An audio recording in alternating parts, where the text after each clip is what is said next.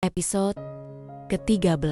Lily, kalau kau bicara seperti itu, aku mungkin salah paham. Ingat, aku sekarang suami kakakmu. Jangan bercanda, kata Septian. Suaranya terdengar dingin, namun mengandung getaran halus, seolah mencoba membangun benteng.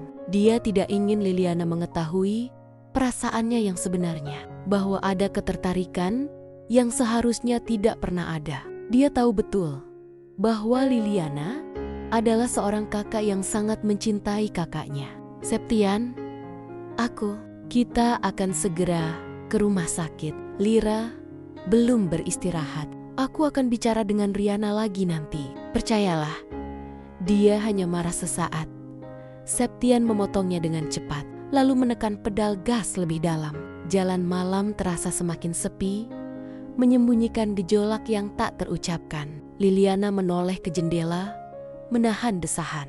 Dalam hatinya, dia mencoba menenangkan diri. Tenanglah, Lily. Masih banyak kesempatan, terutama karena Septian telah bercerai dengan Riana untuk bersamanya. Kita hanya perlu menunggu. Di sisi lain, Alif sedang mengunjungi rumah Arsen untuk membahas masalah relawan yang akan dikirim ke Sorong. Istri Arsen, Naya, yang membuka pintu menyambut tamu tersebut. Dokter Alif, sapa Naya, begitu menyadari siapa yang datang. Sosok itu tak lain adalah pemilik rumah sakit X, tempat suaminya bekerja. Silakan masuk, Dok.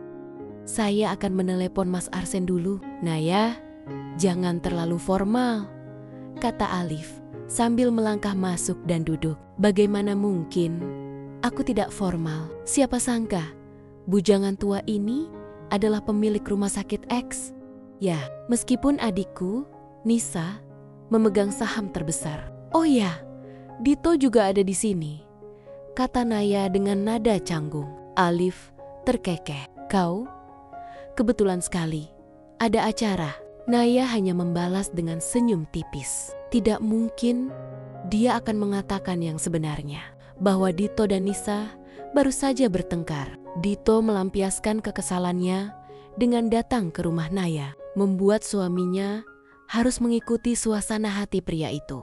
Akibatnya, anak mereka sendiri kehilangan waktu bersama ayahnya. Naik saja ke atas, Dok, agar kau bisa melihat sendiri, kata Naya, mencoba menyembunyikan kegugupannya dengan senyum yang dipaksakan. Alif mengerutkan kening, setengah terkejut. Tapi sebelum dia bisa bertanya lebih lanjut, terdengar suara langkah kaki menuruni tangga. Arsen muncul bersama Dito, yang wajahnya tampak tegang. Kalian sudah di bawah? Aku akan membuatkan kalian minuman dulu, kata Naya dengan nada lembut. Sayang, jangan terlalu lelah ya.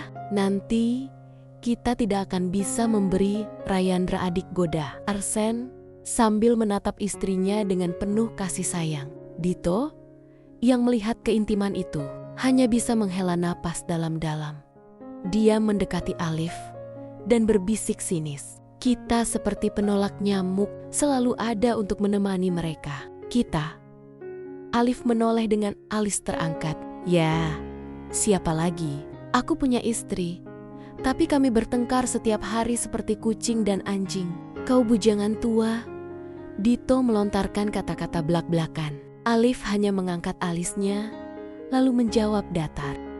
Haruskah aku memanggil Nisa ke sini? Mata Dito melebar. Kau gila? Ingin mengubah rumah Arsen menjadi arena perang dunia 3. Alif terkekeh, menggelengkan kepalanya. Jika begitu, mungkin ada cara lain. Kau dan istrimu seperti kucing dan anjing.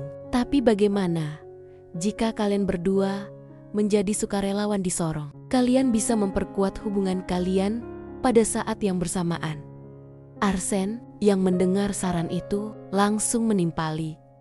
Ide bagus. Aku setuju. Dito malah merengek seperti anak kecil, membuat semua orang tertawa, termasuk Naya. Untuk sesaat, Naya teringat bagaimana 3 tahun lalu mereka bertiga dipertemukan di sebuah acara di rumah sakit Eksta, dan akhirnya menjadi keluarga dekat. Hanya saja, setiap kali mereka berkumpul, Alif sering diolok-olok karena masih lajang. Arsen dan Dito telah berulang kali mencoba menjodohkannya dengan beberapa wanita, tetapi dia selalu menolak mentah-mentah. Dokter Alif, apa alasan sebenarnya Anda datang ke sini? Tanya Naya, mencoba mengalihkan perhatian dari Dito yang masih cemberut. Ah, ya, aku hampir lupa. Alif menepuk dahinya. Ini tentang para sukarelawan di Sorong. Aku berencana langsung ke sana. Jadi, maksudku, aku ingin mempercayakan rumah sakit ke-10 kepada Anda untuk dikelola sementara. Ide gila macam apa itu? Itu rumah sakit besar, bukan warung nasi Padang. Kau mempercayakannya pada Arsen, yang katanya kepala dokter bedah. Al, kau tidak salah minum obat kan? Dito berseru, hampir tak percaya dengan ucapan temannya. Alif hanya menghela napas. Apalagi yang bisa kulakukan? Kau sendiri akan pergi ke sana bersama Nisa. Jadi, satu-satunya orang yang bisa kupercaya adalah Arsen. Tapi jika kau ingin Nisa yang mengurusnya, aku tidak keberatan. Kau tahu kemampuan manajemen Nisa bagus. Wajar jika dia menjadi pewaris keluarga Adrosono. Pikiranmu luar biasa, Al. Jawab Dito. Sementara itu, Arsen diam mendengarkan kata-kata Alif. Dia tahu itu bukan sekadar lelucon. Mengelola rumah sakit sebesar Exu jelas bukan tanggung jawab yang ringan, terutama dengan posisinya yang sudah penuh tekanan sebagai kepala dokter bedah. Al, kau sadar apa yang kau minta? Aku masih terikat jadwal operasi. Rumah sakit sebesar itu tidak bisa begitu saja dipercayakan, kata Arsen. Suaranya tenang, namun penuh keberatan. Naya yang duduk di sebelahnya langsung menimpali. Mas Arsen benar, jika dia harus bertanggung jawab penuh di rumah sakit, kapan dia akan punya waktu untuk keluarganya? Rayandra sudah mengeluh karena jarang bermain dengan ayahnya. Alif menatap mereka berdua. Wajahnya masih serius. Aku mengerti, tapi pilihan kita terbatas. Relawan di Sorong membutuhkan dokter berpengalaman, dan aku sudah memutuskan untuk langsung pergi ke sana. Jika aku tidak menyerahkannya kepada Arsen, siapa lagi yang bisa kupercaya? Dito melipat tangannya di dada, mencibir, lalu menatap Alif dengan tatapan tajam. Tunggu sebentar, kurasa ini bukan hanya tentang relawan kan? Apakah kau sedang mengincar seseorang? Arsen dan Naya secara spontan menoleh. Tatapan mereka sumasema, penuh kecurigaan dan rasa ingin tahu. Alif tiba-tiba merasa canggung, tenggorokannya terasa kering.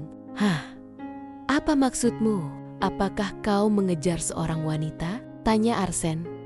Nada suaranya terdengar lebih serius, meskipun senyum tipis masih teruk di bibirnya. Hah, ini serius soal sukarelawan. Kenapa kalian begitu curiga? Jawab Alif. Suaranya terdengar canggung. Wajahnya memerah karena malu. Reaksi itu justru membuat Dito semakin puas.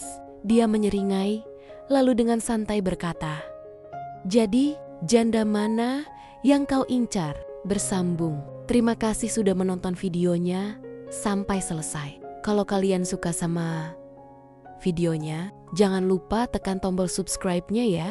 Terima kasih. Sampai jumpa di episode berikutnya.